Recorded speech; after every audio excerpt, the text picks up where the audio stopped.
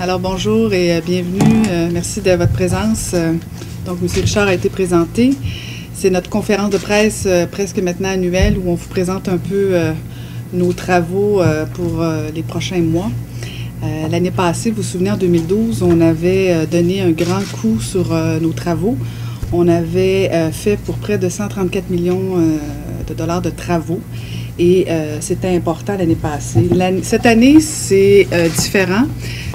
Non, en termes de montant, bien sûr, parce qu'on parle de 100 millions de dollars qui seront investis sur notre territoire en termes de travaux. Mais ce qui est surtout important, ce qu'on veut vous présenter, c'est davantage une nouvelle façon, dans le fond, qu'on travaille, où vous voyez un peu, là, quand on parle de bâtir une ville plus humaine. Récemment, on a adopté notre plan de mobilité transport actif, plan mobilité active, et c'est un peu dans ce sens-là qu'on veut effectivement développer notre ville, où on veut faciliter, dans le fond, l'accessibilité aux citoyens en termes de soit des pistes cyclables ou au transport collectif. Donc, c'est un peu dans ce sens-là qu'on veut vous présenter nos travaux, où on veut rendre nos quartiers beaucoup plus conviviaux et beaucoup plus sécuritaires. Et donc, c'est un peu dans ce sens-là qu'on veut vous présenter nos travaux ce matin. Je vais laisser M. Richard vous faire la grande présentation et après, je reviendrai peut-être en conclusion. Et c'est important aussi de dire qu'on a mis beaucoup d'emphase sur certains équipements sportifs parce que vous savez que les Jeux d'été s'en viennent l'année prochaine. Donc, on doit donner un petit coup de barre pour être à niveau en termes d'équipements sportifs. Mais ça aussi, M. Richard en fera une présentation. Donc, ce que vous allez voir cette année dans nos travaux, c'est la nouvelle façon que la Ville de Longueuil fait des travaux avec une vraie vision, avec des orientations de développement durable et davantage axées sur le transport collectif et actif. Alors, je laisse la parole à l'expert. Ce qu'on essaie de promouvoir, c'est de bâtir une ville à l'échelle humaine, comme Mme la mairesse le disait, dans laquelle les piétons, les cyclistes et les automobilistes pourront se déplacer et cohabiter en toute sécurité. Donc, on va regarder ce que ça implique. Dans le fond, la philosophie qui est... c'est toi, Jacques, qui... Donc, c'est planifier puis repenser le développement de nos infrastructures. Quand on dit développement, c'est aussi la reconstruction pour intégrer des valeurs qu'on veut promouvoir, créer une vie de quartier, puis mettre le développement durable au cœur de nos projets. Mais il y a deux volets dans ça. Dans le fond, il y a le développement des nouveaux actifs, des nouveaux développements, des nouvelles bâtisses qu'on pourrait se doter, des nouveaux équipements dans les parcs. Puis il y a aussi la réfection des actifs existants, ce qu'on a à reconstruire, notamment les rues, mais aussi des bâtiments, puis encore une fois, beaucoup des parcs. Dans le cadre de développement des actifs, c'est l'intégration des principes de développement durable. Donc, ce qu'on va faire, c'est que dès la planification d'un secteur, on va intégrer ces principes-là, c'est-à-dire que ça peut être la promotion d'avoir un trottoir sur chacune des rues pour assurer que les piétons ont un équipement pour se déplacer autant l'hiver que l'été. C'est aussi de promouvoir des modes de déplacement alternatifs à l'automobile. Ça veut dire, en gros, prévoir qu'il y ait des pistes cyclables pour autant la desserte locale que pouvoir cheminer sur de longues distances entre les pôles d'attraction de la ville, les pôles de développement, les pôles d'emploi. Puis aussi, c'est d'intégrer des principes d'accessibilité puis de mobilité universelle. Puis, souvent, on parle d'accessibilité universelle pour les bâtiments, mais c'est aussi de la mobilité universelle. C'est d'avoir notamment des trottoirs qui sont suffisamment larges pour que les personnes à mobilité réduite puissent se déplacer, que quand on débarque d'un autobus, on a le dégagement nécessaire pour les personnes à mobilité réduite, mais aussi prévoir des endroits ou des zones dans un parcours où les gens peuvent se retrancher ou se reposer.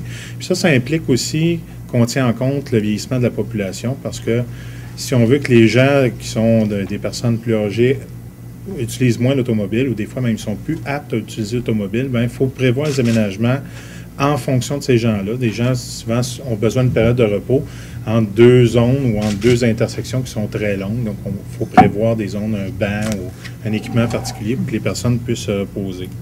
Dans le cadre des reconstructions, là, le défi est encore plus grand parce que on est pris avec ce qu'on appelle une emprise qui est existante, c'est-à-dire la portion du domaine public où l'équipement se situe, la rue, les poteaux, l'éclairage.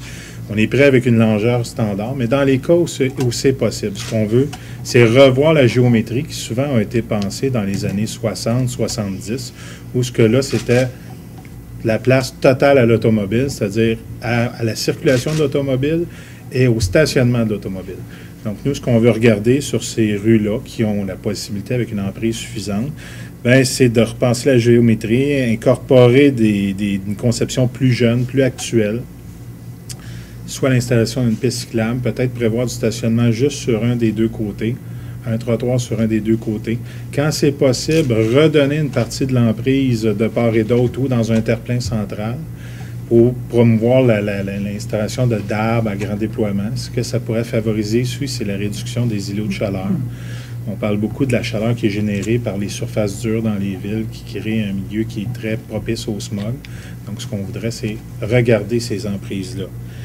Ce que ça vise aussi, c'est quand on fait ces reconstructions-là, puis on modifie la géométrie, qu'on appelle souvent la conception originale, et ce que ça fait, c'est que sur certaines artères, qui sont des artères commerciales, on veut recréer des milieux de vie en favorisant le commerce de proximité. Et ça, ce que ça veut dire, c'est qu'à l'intérieur de ça, il faut instaurer des mesures de traffic calming, l'apaisement de la circulation, pour que les vitesses soient réduites. S'assurer qu'on intègre des pistes cyclables et qu'on a des liens avec les quartiers limitrophes pour que les gens soient attirés vers l'artère. Vous savez, aujourd'hui, les artères commerciales, souvent, c'est ce qui a remplacé, ni plus ni moins, le perron de l'église où les gens se rencontraient. Les gens se rencontrent beaucoup au dépanneur, à l'épicerie. Donc, il faut créer des milieux de vie qui sont propices à ça puis qui permettent à ces commerces-là de vivre avec la population locale et non pas toujours attirer des gens qui doivent se déplacer via l'automobile pour avoir accès au commerce.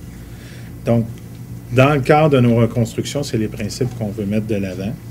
On veut intégrer aussi tous les principes de mobilité, d'accessibilité universelle pour les bâtiments, dans le cadre de nos reconstructions des bâtiments.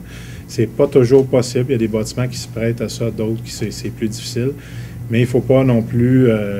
c'est pas seulement le critère économique qui doit primer ici, c'est dans le fond, ce que le citoyen ou les citoyens veulent avoir, puis de se calquer à ce que les citoyens demandent comme accessibilité. Vous savez, on en a parlé, on a un plan de mobilité active. C'est un peu ce qui dicte les principes de nos reconstructions puis de notre développement dans le cadre des infrastructures, notamment pour les voitures, les réseaux cyclables et la marche.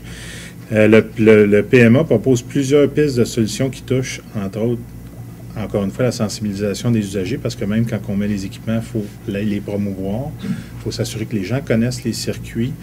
Mais c'est aussi la modification, on l'a dit, de la géométrie des rues, et de faire en sorte aussi qu'on va modifier un peu notre vision de tout ce qui s'appelle le réseau cyclable puis le réseau de marche. En fait, ce qu'on veut, c'est que notre réseau cyclable devienne un réseau qui est fonctionnel, non pas seulement pour des activités récréatives, mais que ce soit aussi un réseau de desserte, c'est-à-dire qui fait un lien logique et direct entre des pôles d'attraction pour l'emploi ou pour le commerce à l'intérieur de la ville.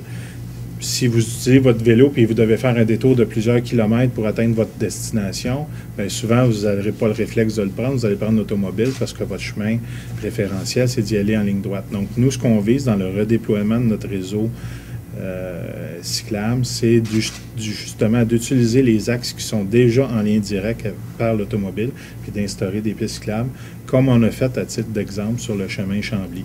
Le chemin Chambly avait une emprise existante qui était relativement peu large.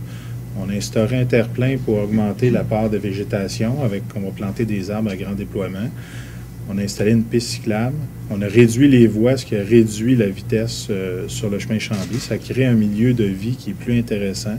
Les citoyens ont plus tendance à fréquenter le boulevard, puis de faire vivre les commerces qui y sont présents. Vous avez des questions? Quand vous parlez de Roland Terrien, on parle dans le texte d'une voie réservée, mais il y en a deux en réalité. On va le voir un peu plus loin dans les projets. On va passer les projets. Oui. Mais, on va les passer tantôt, les projets. Puis, je vous invite, dans le fond, à regarder sur le site web de la Ville. Il y a le plan de mobilité active qui est disponible. Il y a plusieurs des recommandations qui sont à l'intérieur du plan qu'on met déjà en action dans le cadre de notre programmation de travaux. Donc, les investissements en 2013, on parle de 37 millions pour les rues, la reconstruction des rues, 48 millions dans les bâtiments, ce qui inclut les usines de filtration puis l'usine d'épuration, et les parcs et espaces verts pour 14 millions. Un total de près de 99 millions en programmation, ce qui est légèrement inférieur à l'année passée. Donc, vous voyez les chantiers qui ont cours ou qui ont eu cours l'année passée sur certaines rues. Donc, on arrive, le boulevard Roland-Terrien, un des très gros chantiers de cette année qui est en voie de réalisation actuellement. Il y a l'implantation de voies réservées de part et d'autre du boulevard sur un tronçon un peu plus supérieur à 5 km. On va instaurer une piste cyclable aussi. Il y a une piste cyclable sur Roland-Terrien actuellement qui se termine à Curé-Poirier. Il y a un tronçon qui est manquant de Curé-Poirier jusqu'à Gentilly. Et c'est dans l'optique de ce que je vous énonçais précédemment. Actuellement, la piste cyclable passe à travers un quartier pour revenir à Gentilly. Nous, ce qu'on préconise maintenant, c'est de faire des liens directs pour que les gens qui utilisent leur vélo fassent ou utilisent le même trajet qu'ils utiliseraient avec leur voiture.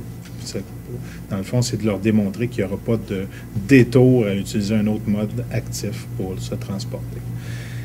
On a ici, dans ce que je vous disais, la modification des designs, on va aménager une placette, mais quand même une assez grande place au coin de Gentilly.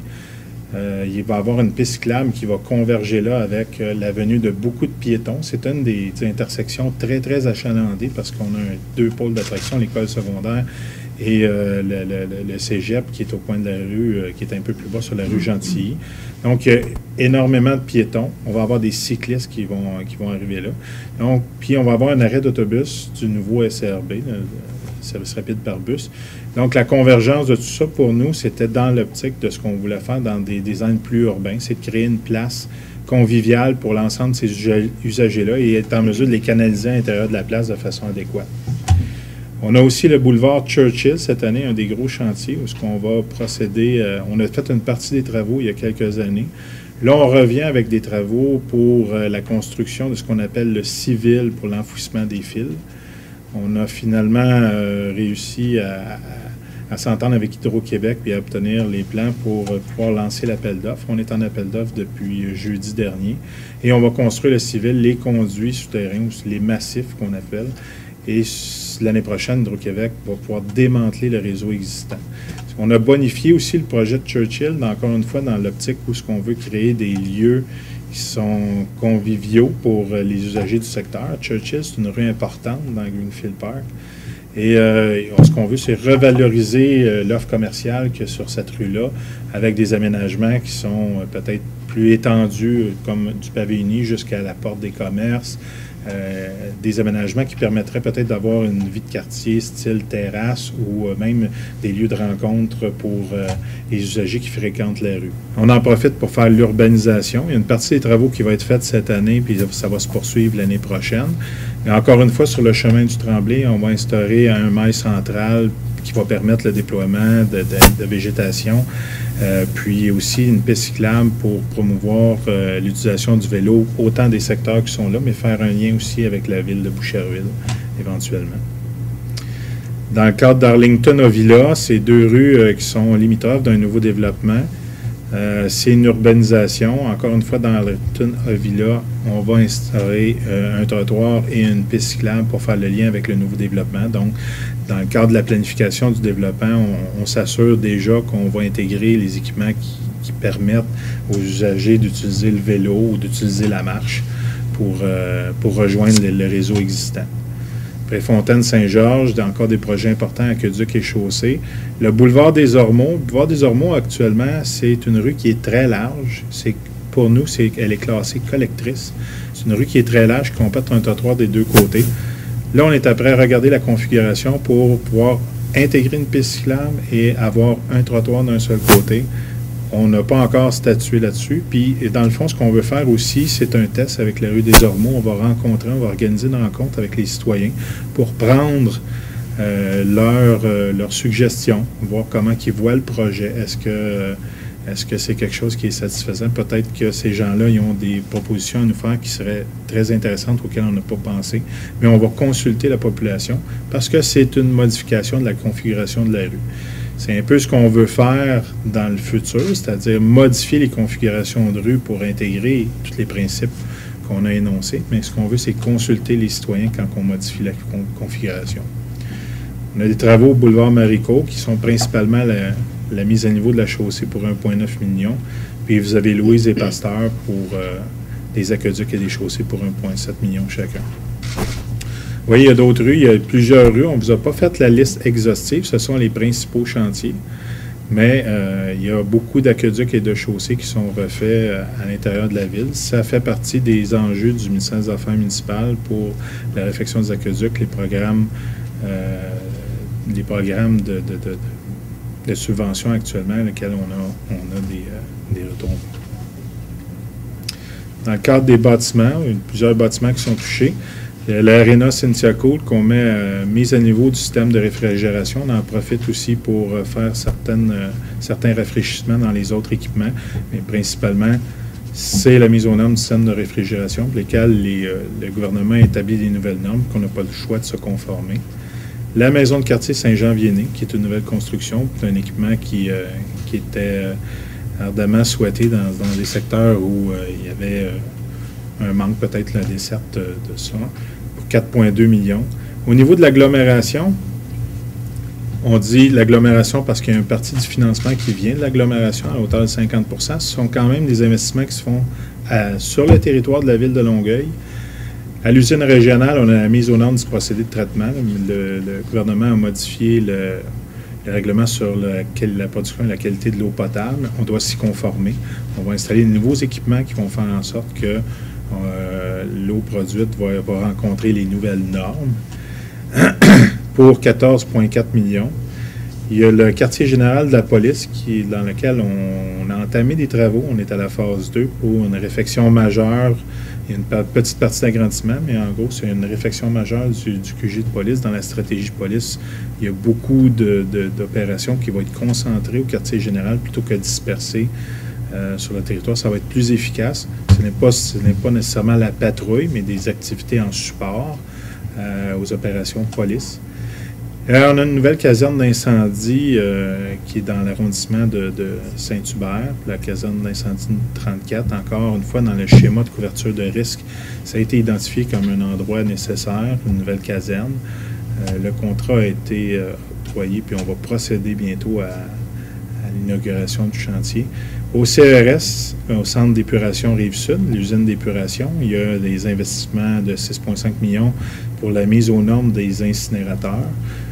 Le CRS, c'est comme, si vous voulez, un endroit où on filtre nos boues, nos égouts, et si vous voulez, le résultat de ça, c'est une boue qu'on incinère.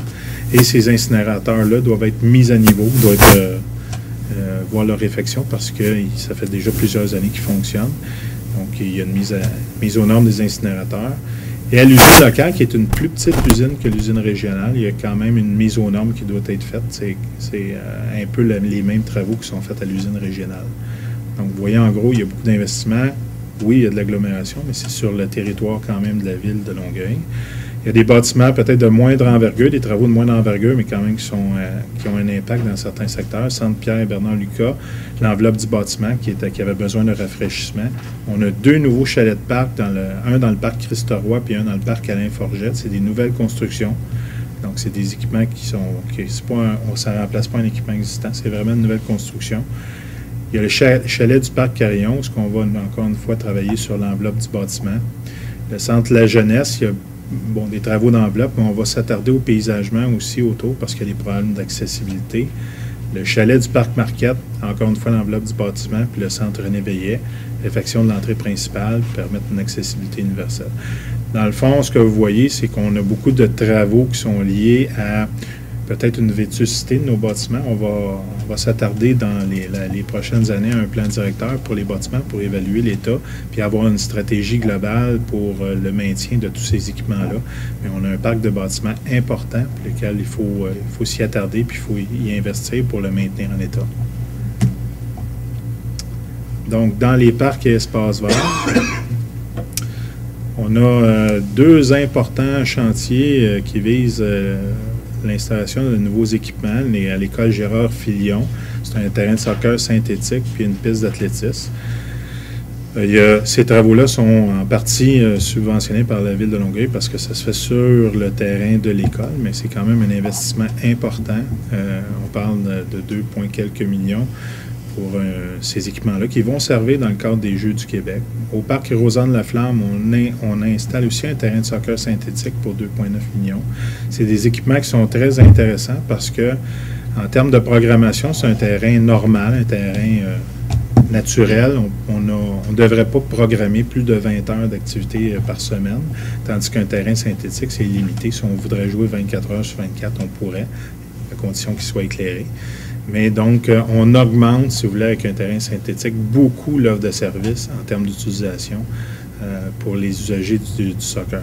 Au parc Michel-Chartrand, on va installer des jeux intergénérationnels. Bon, c'est des équipements, on dit des jeux, c'est plus des équipements d'exercice. Ça permet à des gens même des gens de notre âge, des gens du 3e âge et de tout âge, dans le fond, d'utiliser puis de faire de l'intégrer dans leur parcours.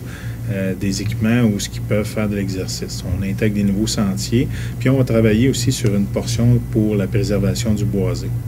Au parc de la Cité, encore, des jeux intergénérationnels. On va installer des nouveaux modules de jeux pour les tout-petits jusqu'aux ados.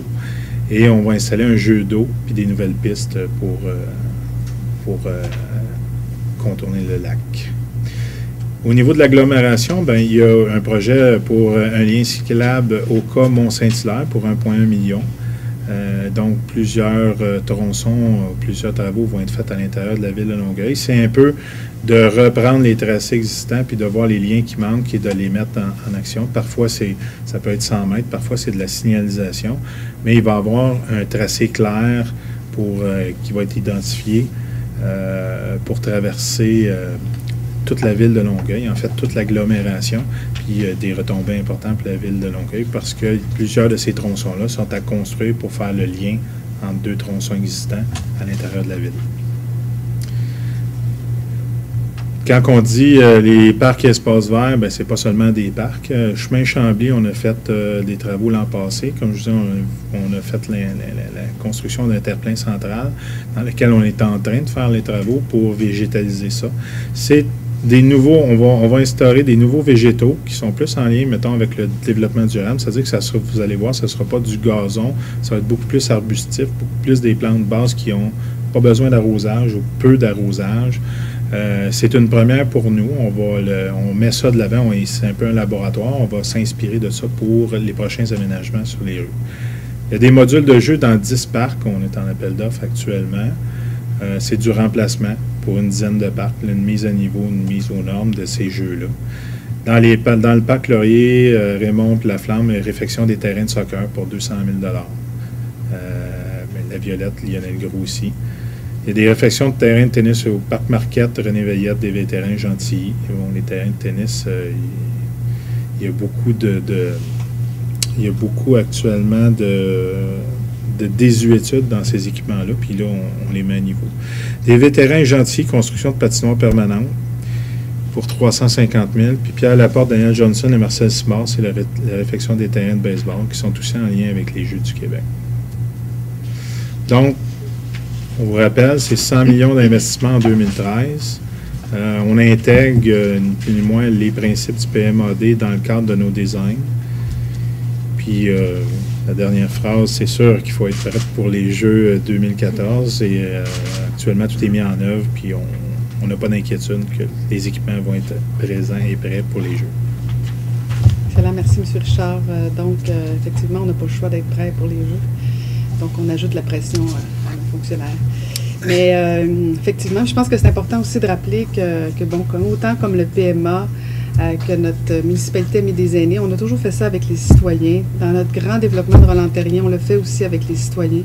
Je pense que c'est important d'entendre justement qu'au niveau de la rue des Ormeaux, on va le faire aussi en consultant les citoyens. Je pense que c'est aussi une nouvelle orientation. Ils nous en demandent beaucoup et on essaie justement d'y répondre avec ces travaux-là de cette année. Donc, je ne sais pas si... je pense qu'on a fait pas mal de tours. C'est des questions ou... Des questions? Bon retour. Bonne journée.